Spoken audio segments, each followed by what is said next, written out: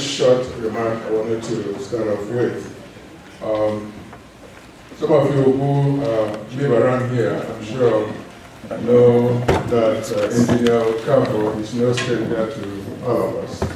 But he's lived among us for so long. At some point, I thought he lived in the US and visited Nigeria. And you can never tell by looking at him how old he is, or was now. I was surprised when I heard that he was 90. I thought he was about 70 years old. That's how well kept he was. And that credit obviously goes to his children, those here, and those living in Nigeria. Some of you remember Archbishop Shoromekun. Dr. Sho is here. That was his father. He used to visit here quite often. And in one of his visits, he said that parents who have kids overseas, they characterize the relationship between those parents and their children as a very long spoon. And he went ahead and explained that. What that meant was that children who are overseas usually send money to their parents living in Nigeria or in Africa. So he said that was a very special long spoon. And that kind of resonated with me. Engr Okafor, I think, went the other way around. And I think he would call it, I am the resurrection and the life, says the Lord. He that believes in me, though he dies, yet shall he live. And whosoever lives and believes in me shall never die. I know that my Redeemer lives, and that he shall stand at the latter day upon the earth. And though this body be destroyed, yet shall I see God, whom I shall see for myself, and mine eyes shall behold, and not as a stranger.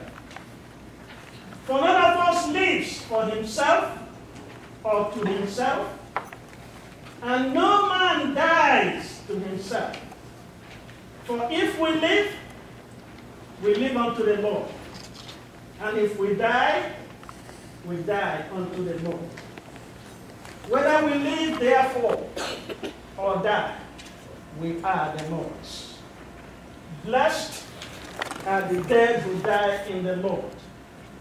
Even so says the Spirit, for they rest from their labors. The Lord be with you. And so Let us pray.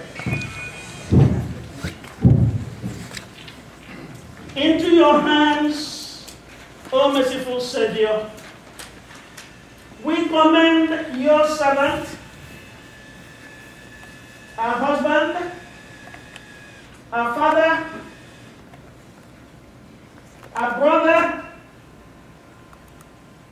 our grandfather, our friend and loved one, Engineer Roland Engr Okafor. God, we ask that you acknowledge him as a sheep of your own fold, a lamb of your own flock, a sinner of your own redeeming. Receive him into the arms of your mercy, into the blessed rest of everlasting peace, and into the glorious company of the saints in the light. May his soul and the souls of all the departed, through the mercy of God, rest in peace. Amen. We are... Okay.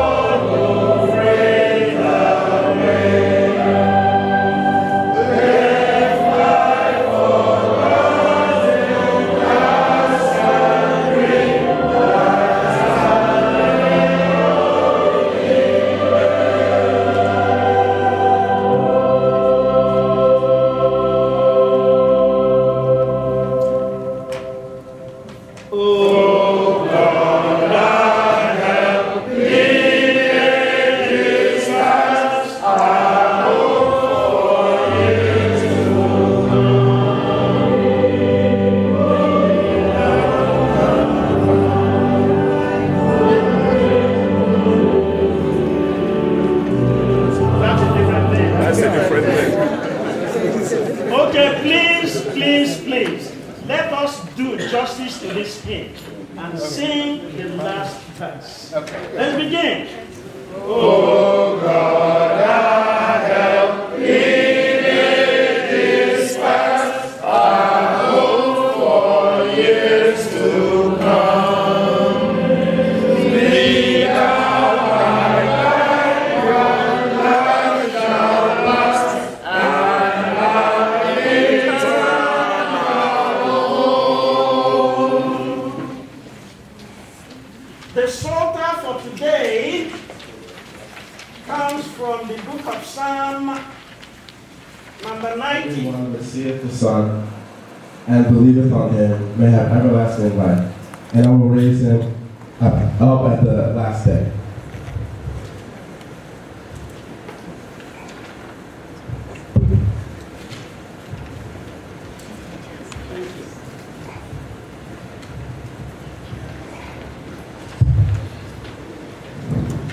Let us continue as we sing the next hymn, Blessed Assurance, Jesus is mine.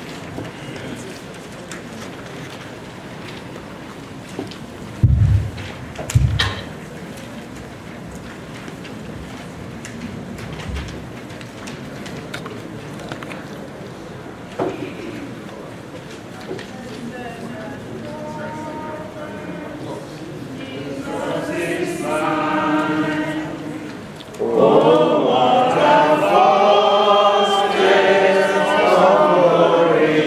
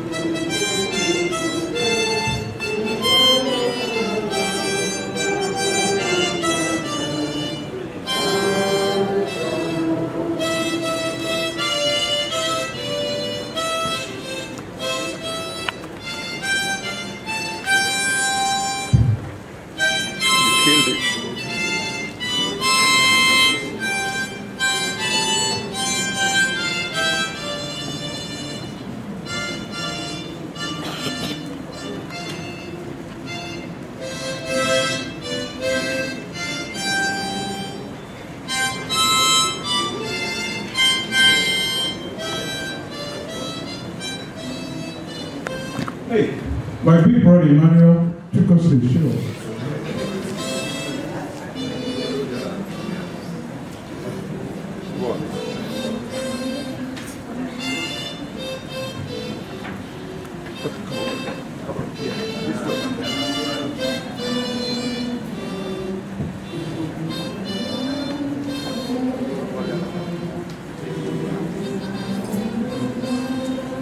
And one more, the guy, my doctor said, where is he? Where's my dear? Where are you? Can we stand up a minute? Excuse me. He makes me stand up when I go to him, so I'll make him stand up when I go. Have a seat, doctor. My mom and dad used to like this song. It's a song. And my dad refers to it like, if a man could only marry his best friend, what's to come to you?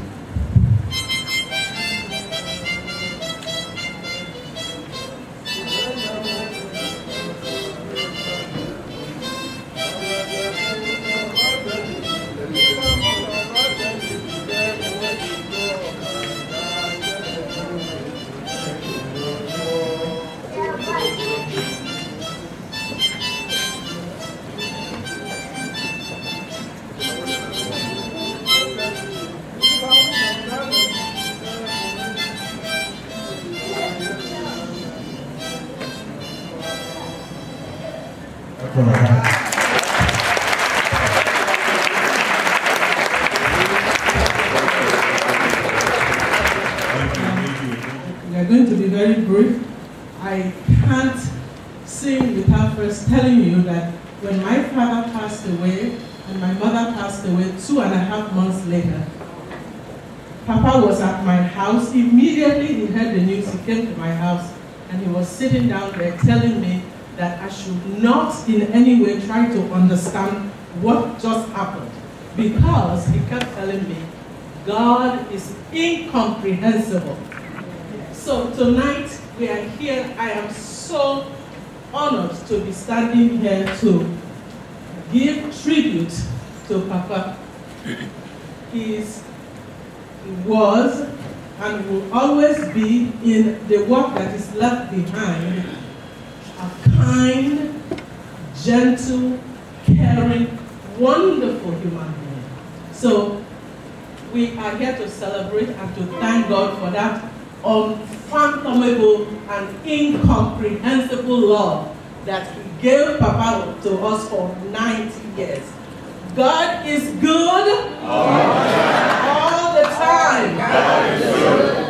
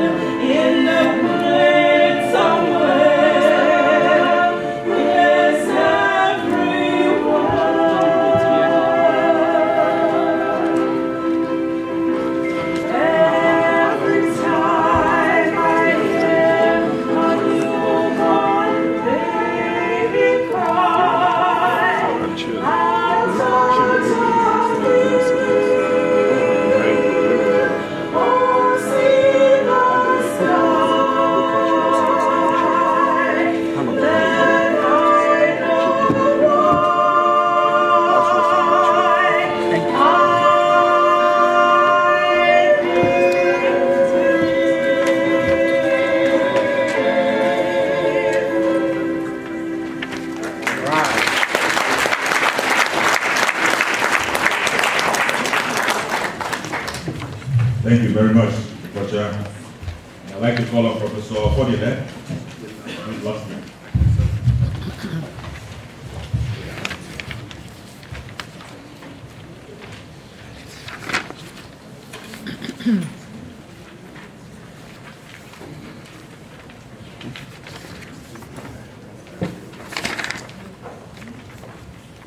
Whatever knocks here.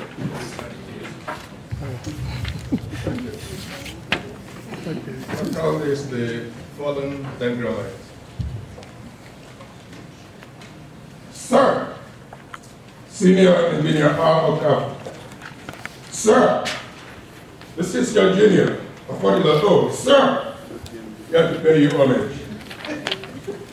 In the ocean called years, the big fishes of illustrious alumni like you, Dr. Waters, Professor Kennedy, Dr. Kachukwu Kejian, Bishop G.C. Wankite, Professor Eric Chalo, and former teachers such as Bishop C.J. Patterson, Mazin Bono Dike, Honorable Oli, all of blessed memories. And those still with us today, such as Samuel K. Eulogy Okafor, Bishop Maxwell, and Grandma, just to name a few. I am humbled that a leader like me was fortunate to share the dendrite experience as you. Like Professor Dike before you, you were exempt from London matriculation in 1943. Since your DMPS days, you have gone on to build a illustrious career and legacy, culminating in your retirement in 1984 as Director Controller of Work Services for the old Anambra State. Now, senior old boy, it is time for you to take a much-deserved rest. So, rest in perfect peace, senior old boy. Locks forget.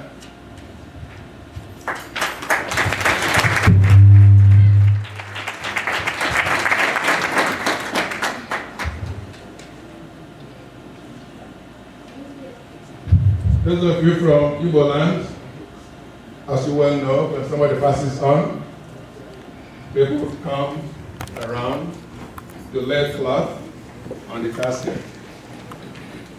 Engineer Okafor wasn't just a dendrite, he was also a great in-law. So in that age-old tradition of the Igbos, I am privileged and honored to lay a piece of DMGS on him.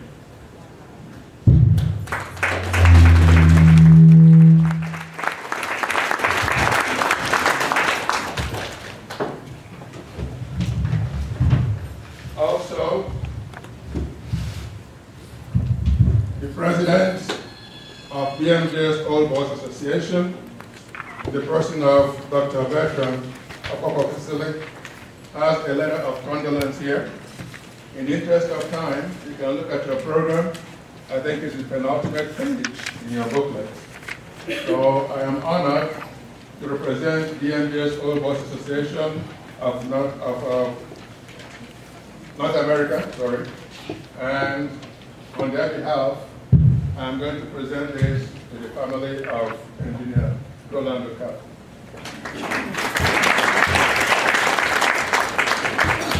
Thank you. I request on behalf of my family that the one dendrite in that list needs to receive this honor.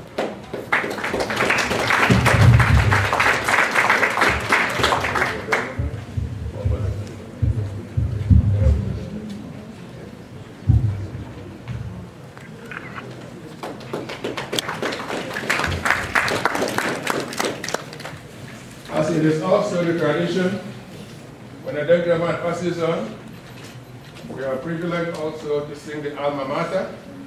If you don't mind, please, as a last honor, if you don't mind standing up.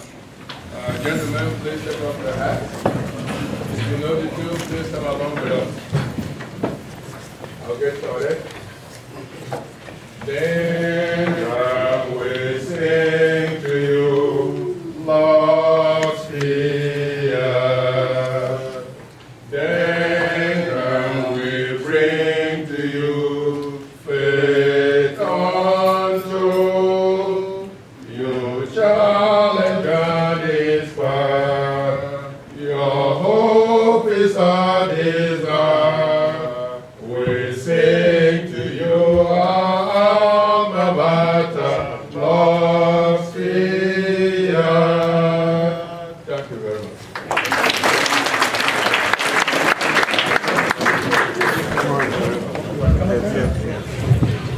Thank you very much, Benjamin. I must also know that the Wangans over there were singing while they were over there. They were quite kind of quiet too, you know.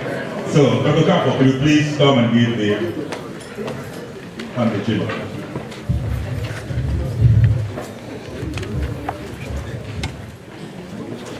Good evening.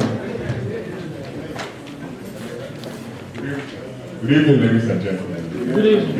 That was a perfect segue to my comments this evening. It would be right for me to say, or for my family to admit here that if you could see my father tonight, if you could see him tonight, I'm sure he would be in that burnt brick DMPS blazer with his face cap and car. It was all there gone. And for you to call me up here after that kind of presentation is most appropriate, most touching, appreciated. I know I'm perhaps the person standing between you and dinner, and I've been advised to be brief, not my best suit. But I've been asked to give the news on behalf of the family. And so I crave a little indulgence from you. Many here knew my dad from his multiple visits to Northeast Ohio. But I just wanted to use this opportunity to introduce him some more to those who knew him less. And most importantly, to thank everybody who left what you were doing to be here tonight. Lest I forget at the end to express my thanks, I'll take a little different approach in my presentation to start with the thanks. You may have read that the Okafor family was receiving people, bringing whatever, having you there. You heard well, but you didn't get completely right. Indeed, it is my friends, our Northeast Ohio Nigerian family that is hosting this reception on behalf of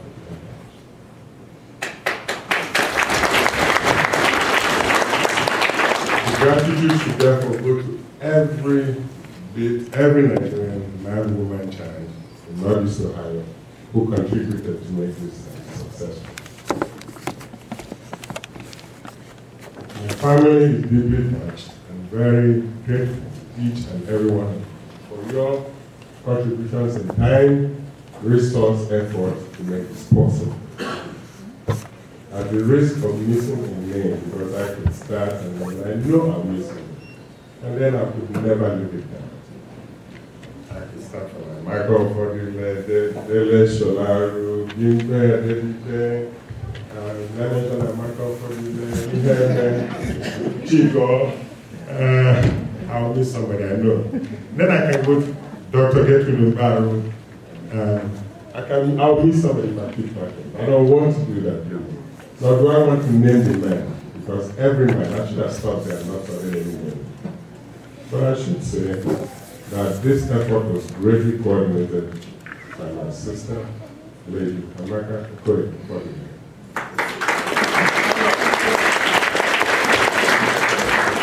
I know there were other co-coordinators. I know Matron Margaret Anna, which likes to work from the background, but I know she was deeply involved. I know Joanna Kagina was in there, and those other things. I know there are people from Maryland, Chief Ezenwachi, if you have many. But I don't want to continue on that way because eventually I'll miss somebody. Please, if I haven't been standing here, if I've been standing here, I lost some names, pardon me. The men must not be forgotten because as you invite and drink and be married tonight, the men of Northeast Ohio were responsible. It wasn't me, it wasn't Mike, it wasn't you, it wasn't Chris. From the bottom of our hearts, we thank you. We thank you greatly for this address. Tonight, it's about the celebration of my dad's life. As Gucci said to him, he was very younger than things, posture, and attitude. But there was a life before him. Let me share a little of his life with you. Some of it fun, I just want to have a little laugh. And and have you laugh with us or at us. My father was born at the turn of the last century, the last of 6 children. He had 3 older brothers and 2 older brothers and 3 older sisters. His big brother, who was the patriarch of the family, considered him a never-do-well. He was the last of 6. He played around with his mom, traveled, went to the markets. His mom was on her back. He never returned. And he was so attached to his mom that to the last day of his birth, he never found or met another person he didn't think was the best. He loved life. He just did. That's what you think. But I think it's a good story. Some may have heard me say this before, but I'll tell you. In Achebe's recent book, There Was a Country, he writes about the changing times in the Eastern Nigerian society at the turn of the last century, as British colonialism was marching forward into the forests of Eastern Nigeria, trying to evangelize and Christianize. And one of those people in that era, when there was this yin and yang about whether this was a new fact, was it going to succeed, or was it just something that would pass, the natives were very suspicious of Christianity at school and all this stuff. Early 1920s. My father's older brother was on his way to Oka, to Professor Podile Sunta, and saw a formation of the British Expeditionary Force in full form, marching to live from one another. And they did not break strike, they were big and powerful. He was very impressed. He was a much-traveled man, and he went home and reasoned that any force, any civilization, any group of persons who could marshal this kind of organization would roll over our civilization. He saw what was coming. He was never educated. He was a rural guy, a farmer. So he said to his little brother, my father, before then, in the mid-1920s, he said, you never do it, you're going to go to school. Because our ways are about to pass, he said. You will be my eye in the white man's new world. That's how he went to school. So he went to school in our hometown, finished high school. Indeed, to my Umayan brethren there, I should tell you my father should have been at Umayan in 1938. Up Umayan. He got admitted to government college in Umayan in 37 or 38, but his brother thought it was too far, and I heard strange stories about Umayan. So coming from our cousin, in the house of Anambra, they said, you're not going to Umayan. We don't know anybody who lived there, who went there. So he didn't go. So he lost a year. Then he enrolled at DNS in 1940. Those days you went in, it was class 3, class 4, class 5, that's where they used to read it. So he spent 4 years from 40 to 43 and graduated with distinction and exemption from London matriculation in 43. I was expelled there where he worked in the colonial service trying to find his way, went to what they call an engineering technical school in Yaba/Ibadan and became an engineering assistant. That's when he went to the Cameroons, did some road construction. He met my mother around that period and they got married. His life always was about challenge, effort, and trial. My father never saw any challenge you brought to him that he didn't think he could prevail on. He never took no for an answer. So anytime he said, I wanted to do this, I said, go do it. I did it from DNS. I don't want to bore you with all the early details. I did it through life. So he believed you could do whatever you put your mind to. There was a lot of conflict, also not conflict, but competition at that time in the late 40s. He had come out of DNS. These were the proud boys of Reverend E.D.C. Clark, a great educator of the times. And I remember that we should. Yes. The son of a Bengal like that. E.D.C. Clark was a famous principal at DNS. And he taught the boys very strongly about the value of hard work, further education, early marriage. Mind you, Clark was never married. He died single, but he told his boys, marry early, become a technician, study a technical course, avoid administration. So many of them poured into law, medicine, engineering. Clark was an incredible influence on my father. He always talked about Reverend Clark. Towards their senior year, he said Reverend Clark would gather the seniors in his house and talk to them about life's lessons. It wasn't about algebra, it wasn't about chemistry, it was about how to live, how to good citizenship. And Clark remained a big influence on his life because when he left the shores of Nigeria in the early 50s on ship, on his way to the United States, he got to Liverpool. That was Reverend Clark pacing the wharf, wondering if any dynamite was going to show up. And he would receive them, quarter them for one night before he caught another ship to Boston, another 2 weeks. It was 2 weeks to Liverpool, 2 weeks to Boston. So he arrived there somewhere August 52 on his way to Ohio by some coincidence. A very interesting thing happened on his first trip I want to share with you. It was 1952, remember, before Rosa Parks, before Martin Luther King. They caught a Greyhound. It's coming from east, driving through Defiance, Ohio. So the Greyhound stopped for a break, coffee break, donut. My father is in there sitting in this restaurant, waiting for his donut. Nobody was on the side. Tried to buy some donut and coffee. The lady backed off. So I was getting very offended. He began to raise his voice and complain about how come everybody was having a donut like me. The manager said, "Son, come in." I took him to the back, the manager's office. I was a fan overhead. Offered him donut to the back office and coffee. My father said he thought, somebody has some common sense. Somebody actually has some common sense here on how to treat a stranger. You know, we Igbos are known for our hospitality. You didn't understand why they come from this far away land, travel 4 weeks by water. And they wouldn't let the man have donuts. So when the manager took him to the back office, he was actually quite impressed. It took a year or more when he got to school to realize what was going on. He had a wonderful time at OU. He played soccer. He played soccer at DMGS and also at Ohio U in Athens.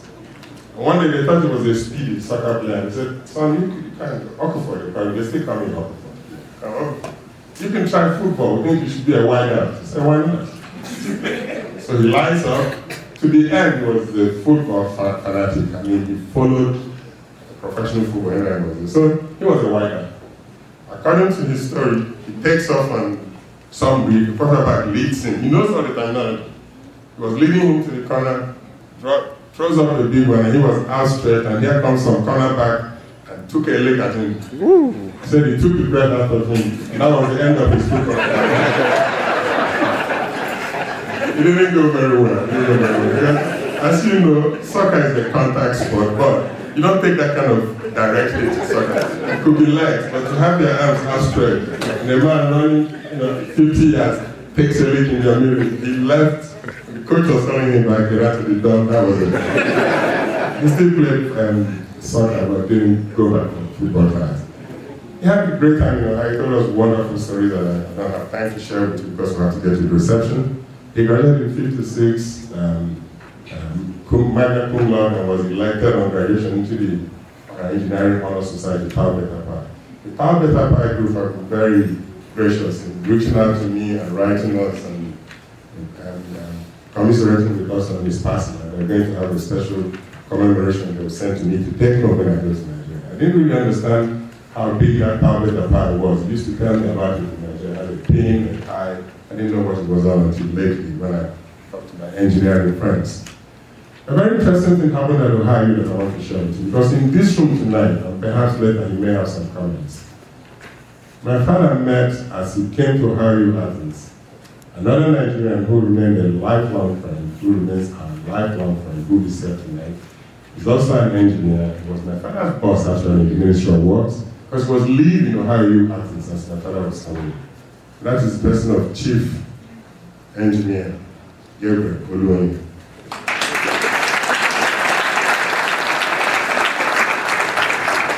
These were the builders of the new Nigeria. He was ahead of mine that he left, and I believe went on to Michigan for his graduate work.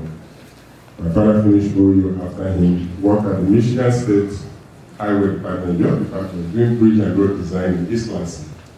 While he was there, he got this scholarship, among others, to go to Caltech. I was pressured to go home because independence was some, but what troubled me late in life was that the one big reason he didn't stay was he was required to take a U.S. permanent residency and work there for 5 years, and he left that and came home. In the early 80s, when I was contemplating coming and struggling with this, I said, "Dad, what were you thinking? What were you thinking? You tell us you were a man of vision, a man who saw what was coming. It could have been easier for me to slide on in here, do my thing, but we have to fight our own way through. But anyway, we're here. So that was interesting. When he went to Nigeria, he joined the Nigerian service and worked with the likes of Chief Engr Okafor. There are many names from that era that I remember. The British administration had just left, and these names constitute the people who built up Eastern Nigeria from mid-50s, the time of self-government, till till they messed it all up. Till the military messed it all up. I remember those names because I was a little boy who received orders when they came to the house. Names like Mr. Gilbert, which is Eulogy and nowadays, Samuel, Chief Gabriel Onobaya, Ben Diwezi, Akoroka, Iguaya, Busy, I mean, I can name Onyekaba, yes. I can give you, these were names that I saw come to, they had posts called provincial engineer. They ran that state. And I think those were beautiful times. There was once a country that worked. These are the people who took on from the British and by 66, everything went to pieces. When the war came, my dad was assigned as the chief engineer in charge of operations at the airport, which was Biafra's lifeline. So he ran that, and we lived in the shadow of that war, my brothers and I. You don't have time to hear about all the air raids and all that. He did admiral of the war for 2 years. At the end of the war, he was briefly questioned by the federal authorities for his role there. But life moved on, and we went back to New Zealand. Eventually, he retired as a lot of told as the director of the division. But that was his career. But what we remember him for as his children was just his kindness, his involvement, was a hands-on dad. He was a hands-on dad who loved his wife, doted on his children. You couldn't pull a fast one on him because he tracks things. My father will argue with you about buying a designer shirt over an ordinary because he wants to know, does everybody in your class have that designer shirt? If everybody doesn't have it, why must you? But if you came to him one night and said, Dad, I need money to go get a PhD in Yugoslavia, he may find the money and give it to you. Those were just his sentiments. So if you're talking career, if you're talking progress, you got to make. If you're talking all the other little things and fun, he wants to know, does everybody in the class have it? If the answer is no, good luck. But it wasn't all work, it wasn't all just family, it was also a dedicated community member. There are members of my Okuzu community who are here today that I want to recognize. Cletus Bios Beacon, who's from Maryland. Nnaemeka Chira, also from Okuzu. My father was very pleased in Okuzu Life, which is my hometown. As one of the early engineers from the time, he advised our community then that one of the most important things was to provide clean, potable water. And he worked with many others to actualize that. By 1965, Okuzu had its own water system, 65-66 in place. And when the war broke out, I remember he left Port Harcourt and went home and made sure he locked that, whatever that pump head was, so the federal government couldn't destroy it and protected it. So at the end of the war, we could go back and resume that and have our own water supply. It was a communal effort. He was very proud of such because his argument was he made life safer, it was healthier, had economic impact on our women who would otherwise go to the stream 2-3 times a day. So those were his kinds of things. I want to tell you that he's very happy tonight. I tried to get his DMGS colors. You wonder why this pond red? It is a salute to DMGS. I didn't quite match it, but this is the best I could do. The green is the salute to how you live in Athens. So that's why we have these colors tonight. Those are his colors, Athens and DMGS. I want to thank you all again. I will not name names. I really thought one thing my dad used to tell us is that it's not about your PhD, your MBA, or whatever and stuff. It's about the friends you have. Friends are important. And if anybody out there that look around here tonight, the Igbo celebrates that by names like Maduka, which means that he who has people is supreme. I have friends from every corner of Cuyahoga and Georgia and Summit County tonight. I have my Umahan brethren from Columbus, Cincinnati, Maryland. These are my, Atlanta, Georgia in the back. Yes. Albert. Okay, forget that. But these are friends, as we tend to travel, who, in fact, some had to double schedule because, I put this for 26 and they still took the loss of one. There are friends also, none of my AMPA friends from Maryland and from Charlotte, North Carolina, Dr. and Dr. Mrs. Okora, who are here on an extended honeymoon. And I've been going on for the last month and a half. Thank you so much for coming. That is not to say that my brother's friends are not recognized. I'm just mentioning those that I see ready. Just to tell you the breadth of people who are here tonight in winter. And I know Ben had asked me to be sure it was long enough for him coming from Charlotte. Let me tell you, my father is all Engr, Anglican, but as they say in Igbo land, he's a strong man. Wouldn't you say? On a night like this, in mid-January, it should be 22 degrees, 6 inches of snow out. He and his fellows up there make sure we have 50 degrees sun. Don't ask me how, but things happen for a reason. You know things happen for a reason. That's what I'm saying. That's how I believe. So anyway, thank you very so kindly, everybody. I want to thank my friend also, lest I forget, Austin Madukwe, who called me 2-3 times when he heard about this person and offered to give us his services tonight gratis. I hadn't even called him. He called me repeatedly. Austin, thank you very kindly. I want to stop here now because the dinner is very ready. Very ready. Thank you so kindly. This time I'm not used to high brethren of the reception. Good evening. Thank you, Dr. Okafor. Let us know your life. You're also a historian, and also it's going to be trouble because he named some names. I didn't know what the name, so they want to get to him. He tried not to get into trouble, now he's in trouble.